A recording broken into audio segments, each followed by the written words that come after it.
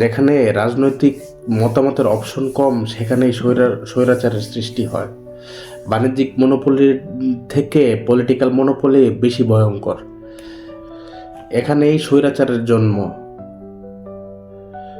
তাই মত এবং ভিন্ন মতের পথ অনেকগুলো সৃষ্টি হোক, যেখান থেকে মানুষের অনেকগুলো বেশি অপশন থাকবে যে আমি XYZ কে বেছে নিব, অথবা XYZ যদি ফেল করে তাহলে আমার A থেকে Z পর্যন্ত যাবার জন্য সুযোগ থাকে নিরপেক্ষ একটি নির্বাচন ব্যবস্থার মাধ্যমে।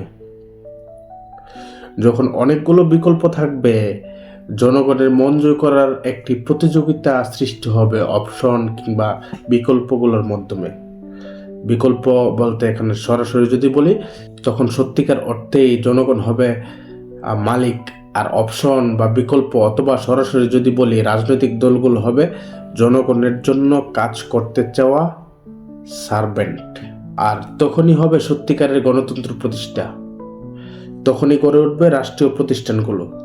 আমাদের রাজনৈতিক দলগুলোর কালেকটিভ ব্যর্থতা হচ্ছে বা ফেইলিয়ার হচ্ছে, গত 55 বছরে আমরা আমাদের রাষ্ট্রীয় প্রতিষ্ঠানগুলো গড়ে উঠতে দেইনি বা গড়ে ওঠেনি বা ওঠানো হয়নি। রাষ্ট্রীয় কাঠামোতে প্রতিষ্ঠানগুলো হচ্ছে একটি মেশিনের মতো, মেশিনের পার্টস বা যন্ত্রাংশের মতো। স্বতন্ত্রভাবে মেশিনের সবগুলো যন্ত্র বা পার্টস যখন কাজ করে, ফাংশন করে, তখনই একটি ইঞ্জিন ঠিকভাবে চলে।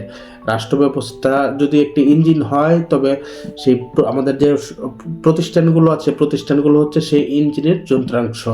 আমাদের সকল রাজনৈতিক দলগুলোর জনগণের পায়ে ধরে, তওবা করে, কান ধরে উঠবাস করে ক্ষমা চাওয়া উচিত যে গত 55 বছরে তারা কেন আমাদের স্বতন্ত্র প্রতিষ্ঠানগুলো দিতে পারলো না, এবং তওবা করে এখন থেকে শপথ নেওয়া উচিত যে আমরা আগামী এত বছরের মধ্যে বাংলাদেশের জন্য এই প্রতিষ্ঠানগুলো গড়ে তুলব, মেরুদণ্ড সমেত প্রতিষ্ঠানগুলো গড়ে তুলব। আমাদের প্রতিষ্ঠানগুলো প্রাতিষ্ঠানিক রুলস বা কাঠামোর চেয়ে ব্যক্তি নির্ভর হয়ে পড়ে বেশি। যদি সত্যিকারের সংস্কার করতে হয়, তাহলে এই জায়গাগুলোতে হাত দিতে হবে ডক্টর মোহাম্মদ ইউনূস। এমনভাবে প্রতিষ্ঠানগুলোকে মেরুদণ্ড শক্ত করে দাঁড় করাতে হবে যেন ব্যক্তি আসুক চলে যাক, তার প্রতিষ্ঠান স্বাতন্ত্র্য, অসাধারণত্ব অথবা তার প্রভাব ধরে রেখে অপরিবর্তিতভাবে ফাংশন বা কাজ করবে। আজকে আমি একটি সত্যি কথা বলি, যে কোনোভাবেই হোক, যে কোনো পরিস্থিতি হোক, জুলাই আগস্টের যে মর্মান্তিক যে আমাদের রক্তহরণ হয়েছে, যে কোনো পরিস্থিতি হোক, ডক্টর মোহাম্মদ ইউনূস যখন আসলো এবং সে যখন বলল, আমি কোট করছি তাকে, আমাদের জীবনে এমন সুযোগ আর আসবে না, আমাদের যা যা করা প্রয়োজন এখনই সময় তা করে নিতে হবে, যাতে এমন সুযোগ আর পাবে না, আনকোট। তখন আমি খুব স্বপ্ন দেখেছিলাম, আশাবাদী হয়েছিলাম যে না, লোকটা আমি যেমন রাষ্ট্র কল্পনা করেছি আমার সীমিত জ্ঞানে, লোকটা এমন একটি রাষ্ট্র দেওয়ার কথা বলছে। কিন্তু এই বিগত 6-7 মাসে সরকারের যে কার্যক্রম, তা দেখে আমি আবারও হতাশায় নিমজ্জিত হলাম। অন্তত ডক্টর ইউনূসের এই দলে পড়া উচিত হয়নি। বাঙালির হাজার বছরের আকাঙ্ক্ষা যে ছিল একটি পূর্ণ রাষ্ট্র ব্যবস্থা, তা বাস্তবায়ন হবার সুযোগ এসেছিল এখন। 18 কোটি মানুষের মধ্যে 18 কোটি মানুষই মনে প্রাণে চেয়েছিল যে ডক্টর ইউনূসের হাত ধরে সেই কাজটি হোক, যেহেতু একটি সুযোগ এসেছে। আমাদের প্রতিষ্ঠানগুলো গড়ে উঠুক, আমাদের সত্যিকার অর্থে মেরুদণ্ড সমত নির্বাচন কমিশন, দুদক, বিচার ব্যবস্থা, শিক্ষা ব্যবস্থা এবং অর্থনৈতিক প্রতিষ্ঠানগুলো গড়ে ওঠার সুবর্ণ সুযোগ ছিল এটি। আপনি দিয়েন না নির্বাচন আমরা চাই না। কি হবে এই ফেল ব্যবস্থায় নির্বাচন দিয়ে গোজামিলের ফলাফলে বিএনপি ক্ষমতা এলে? গত 55 বছরে যা হয়েছে তাই হবে নিশ্চয়ই। আওয়ামী লীগের যেমন কিছু সময় কাটিয়েছে বিএনপিকে দমন পীড়ন করে, কিছু লোক, আওয়ামী লীগের মধ্যে কিছু লোক দুর্নীতি করেছে, হাজার হাজার কোটি টাকা লুটপাট করে নিয়ে গেছে। আর কিছু অবকাঠামোগত উন্নয়ন করেছে। বিএনপি যদি আবার ক্ষমতায় আসে, বিএনপিও একটা নির্দিষ্ট সময় ধরে আওয়ামী লীগকে দমন পীড়ন করতে একটা সময় ব্যয় করবে এবং বিএনপির কিছু লোক দুর্নীতি করবে এবং যখন নির্বাচন আসবে তখন টালবাহানা করবে, এমন একটি ব্যবস্থা গড়ে উঠবে। তাহলে আর পরিবর্তনটা হলো কই? তাহলে জনগণের লাভটা হলো কি বলুন? বাঙালির হাজার বছরের স্বপ্ন পূরণ হওয়ার একটি সুযোগ এসেছিল।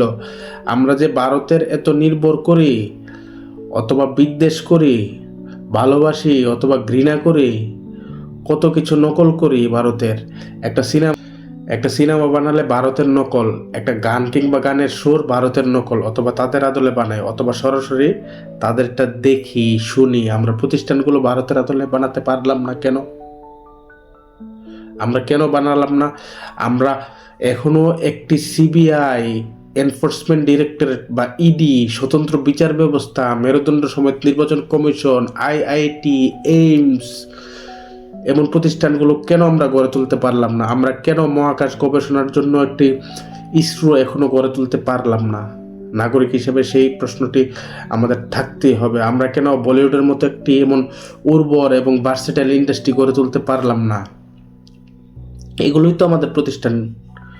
আমরা কেন ক্ষমতার কেন্দ্রীকরণ করে কক্ষীগত না করে বিকেন্দ্রকরণের জন্য একটি ফেডারেল গভর্নমেন্ট সিস্টেম তৈরি করতে পারলাম না? অনেকে বলবে ফেডারেল ব্যবস্থা ইমপ্লিমেন্ট করা কঠিন সাধ্য, কিন্তু গত 55 বছরের তো যে ব্যবস্থা আমার আছে, এই ব্যবস্থা ফেল করেছে ভাই। এই ব্যবস্থা যে ফেল করেছে এবং বারবার ফেল করছে তা আমরা কেন বুঝতে পারছি না? গতানুগতিক ব্যবস্থা যে ফেল করছে, আর এই ব্যবস্থা ফেল করছে বলেই তো আমাদের যেই সরকারে যায় সেই দানব এবং জুলুমকারী হয়ে ওঠে রাষ্ট্রের মালিক জনগণের উপর। এই ব্যবস্থা ফেল করছে বলেই তো এমন স্বৈরাচারের জন্ম হয়। সরকারে থাকা লোকজন অথবা তাদের আশীর্বাদপুষ্ট লোকজন চুরি করতে করতে করতে, ডাকাতি করতে করতে করতে, দুর্নীতি করতে করতে, অনিয়ম অব্যবস্থাপনা করতে করতে করতে করতে ফেনা তুলে ফেলে। আমার ফেনা তোলা কথাটি হয়তো শুনতে একটু অভদ্রচিত লেগেছে, কিন্তু আমাদের যা অবস্থা তাতে ফেনাকে ফেনা বলা ছাড়া আর কোনো উপায় নেই। সে যে দলই হোক কেন, সবাই জনগণের প্রতি, রাষ্ট্রের প্রতি জুলুম করেছে। গত 55 বছরে কি আমরা বিএনপি, জামাত, আওয়ামী লীগ, জাতীয় পার্টি, জাসদ সব দলের আমরা শাসন ব্যবস্থা দেখিনি?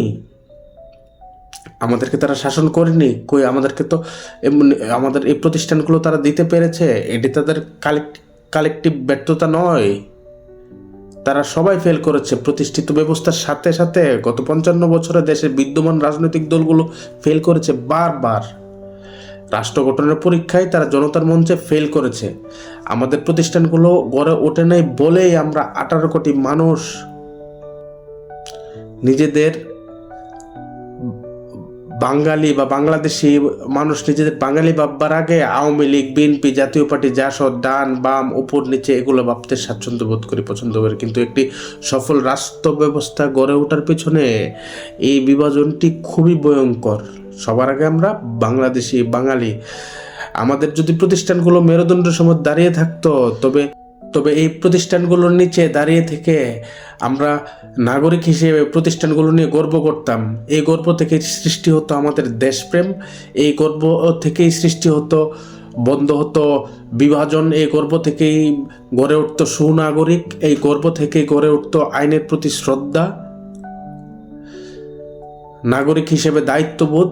জনতার এই গর্ব রাজনৈতিক দলগুলো এবং এই ব্যবস্থা বা প্রতিষ্ঠানগুলো পরিচালনা করা আমলা, কর্মকর্তা, কর্মচারীগণ তাদের মালিক রাষ্ট্রের নাগরিকদের কাছে জবাবদিহিতা করতে বাধ্য হতো, প্রদান করতে বাধ্য হতো, জবাবদিহিতা করতে।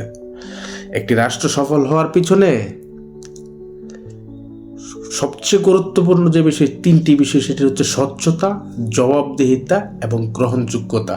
এই 3টা ইংরেজিতে যাকে বলে ট্রান্সপারেন্সি, অ্যাকাউন্টেবিলিটি এবং অ্যাকসেপ্টেন্স।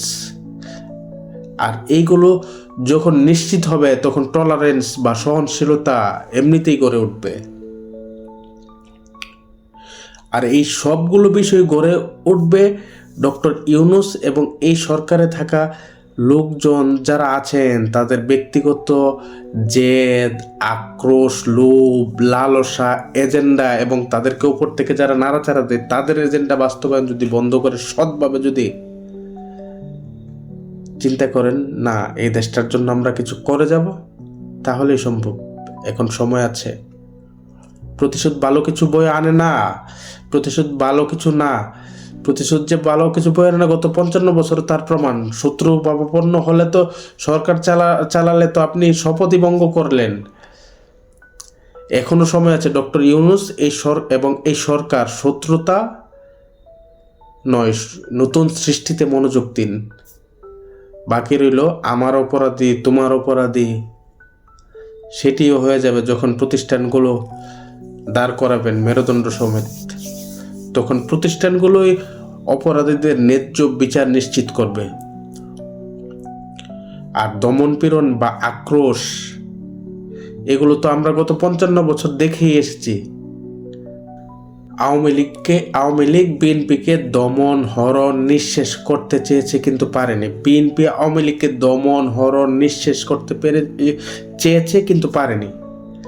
আওয়ামী লীগ বিএনপি তো শুধু কাগজে কলমে লেখা দুটি পাতা নিয়ে ছিঁড়ে ফেলবে। আওয়ামী লীগ বিএনপি রাষ্ট্রের জনগণই আওয়ামী লীগ বিএনপি করে। মানে আওয়ামী লীগ বিএনপি যারা করে 35 যদি ধরেন তারা মানুষ, তাহলে মানুষকে কখনো দমন করা যায় না। 55 বছরও যদি আমাদের এই শিক্ষা না হয় তাহলে আগামী 55,000 বছরও আমাদের শিক্ষা হবে না। অমীমাংসিত থেকে যায় কিছু বাকি, এবং কিছু বিষয় বাকি থেকে যায়। তা হচ্ছে জামাত এবং বাংলাদেশের জন্ম স্বাধীনতা। বাংলাদেশের জন্ম স্বাধীনতা, মুক্তিযুদ্ধ এবং বঙ্গবন্ধু মুক্তিযুদ্ধে নেতৃত্ব দানকারী, বাংলাদেশের জন্মের পিছনে অবদান রাখা সকল রাজনৈতিক নেতৃত্ব, সামরিক বাহিনী, মুক্তিযোদ্ধা এবং আমাদের শহীদ 30 লক্ষ শহীদ, 2 লক্ষ মা বোনের সম্ভ্রম, এই বিষয়গুলো আমাদের আনটাচেবল রাখতে হবে, সব কিছুর ঊর্ধ্বে রাখতে হবে। স্বাধীনতা, বাংলাদেশ এবং বঙ্গবন্ধু এবং অবদানকারী সকলকে স্বীকার করতেই হবে। এই বিষয়গুলোতে কোনো বাকি রইল জামাত। আজকের জামাত যারা করছে তারা সবাই বাংলাদেশের নাগরিক। অপরাধ যারা করেছে তাদের বিচার হয়েছে। বাংলাদেশে অপ্রাসঙ্গিক, এটি আমাদের মেনে নিতে হবে। যারা আজ জামাত করছে তারা যেহেতু স্বীকার করেছে এবং অপরাধীদের বিচারও হয়েছে, তখন বাংলাদেশে জামাত একটি রাজনৈতিক দল হিসেবে আমাদের সবাইকে মেনে নিতে হবে এবং জামাতকেও সেটির প্রমাণ দিতে হবে। আর বাকি রইল ধর্ম। আমাদের সবার উপরে, আমাদের সব কিছু আলোচনা করা যাবে কিন্তু ধর্ম আমাদের সব আলোচনার ঊর্ধ্বে। সকল নাগরিকের সকল ধর্ম সব আলোচনার ঊর্ধ্বে। যেখান থেকে শুরু করেছিলাম আবার সেখানে ফিরে যাই। তরুণদের রাজনৈতিক দল গঠন বিষয়ে অবশ্যই এতদিনে তারা একটি ভালো কাজ করেছে এবং সাধুবাদ পাওয়ার মতো কাজ করেছে। তারা বাংলাদেশের জনগণের সামনে আরেকটি বিকল্প বা অপশন হিসেবে নিজেদেরকে প্রকাশ করেছে। এটাই তো সাহসিকতার কাজ। আরও যদি কারোর রাজনৈতিক দল করার ইচ্ছা থাকে, যদি তার সক্ষমতা থাকে, দেশ গড়ার সদিচ্ছা থাকে, তবে তারও একটি নতুন রাজনৈতিক দল গঠন করে সারা দেশে ঘুরে শক্তিশালী করে জনগণের সামনে নিজেকে একটি ভালো বিকল্প হিসাবে উপস্থাপন বা অপশন হিসাবে এই প্রতিযোগিতায় দাঁড় করানো উচিত। সবাইকে স্বাগতম। নতুন দল আসলে মানুষেরও যাচাই বাছাই করার সুযোগ হবে যে আমি এই 5 বছর তাকে দিলাম, 5 বছর তাকে দিলাম। কিন্তু এই ব্যবস্থাটি তৈরি করার জন্য আমাদেরকে অবশ্যই আমাদের যে প্রতিষ্ঠানগুলো দাঁড় করাতে হবে। নতুনরা যদি পুরানোর মতোই দলাদলি করে, প্রতিহিংসা করে, প্রতিশোধ অপরাজনীতিতে অংশ হয়ে আওয়ামী লীগের দ্বারায় অথবা বিএনপি দ্বারায়, জামাত দ্বারায়, এই দ্বারায় সেই দ্বারায় তারা যদি আবার নিজেদেরকে নিমজ্জিত করে, তাহলে আর নতুনের কি হলো ভাই? তাহলে পুরানে কি সমস্যা ছিল?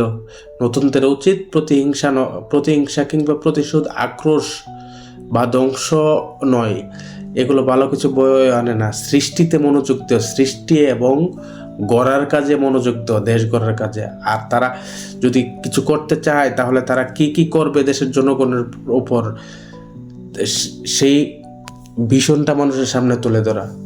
আর সবশেষ ডক্টর ইউনূস, আপনার কাজ এই দলাদলি না। শেখ হাসিনার সাথে আপনার ব্যক্তিগত জেদ ছেড়ে আপনি প্রকৃত অর্থেই যদি বাংলাদেশে ভালো চান, তাহলে মেরুদণ্ড সম প্রতিষ্ঠানগুলো দাঁড় করিয়ে দিয়ে যান, তাহলে জাতি আপনাকে আজীবন হাজার হাজার বছর শ্রদ্ধার সঙ্গে মনে রাখবে।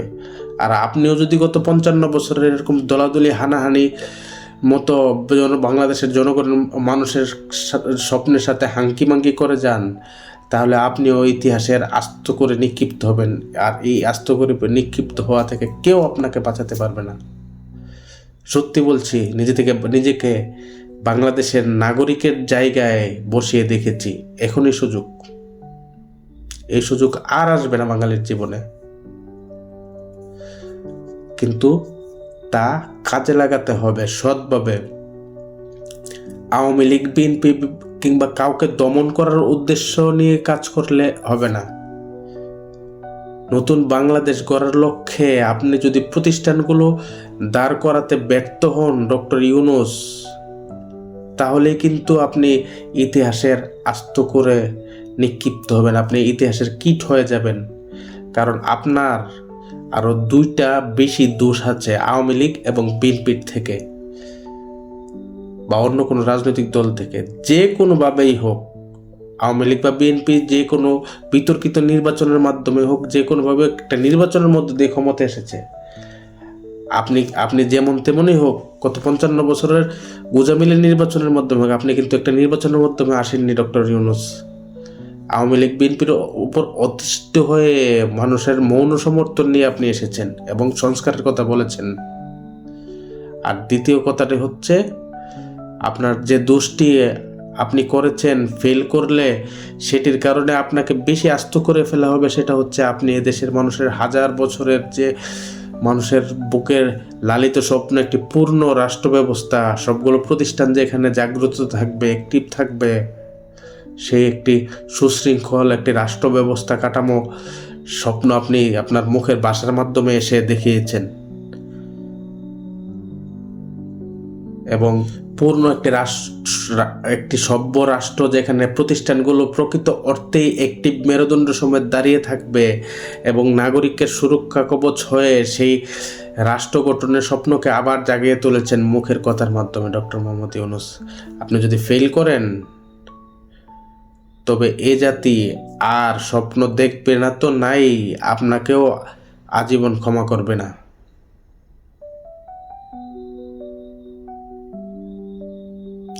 এখন ভেবে দেখুন ডক্টর মোহাম্মদ ইউনূস,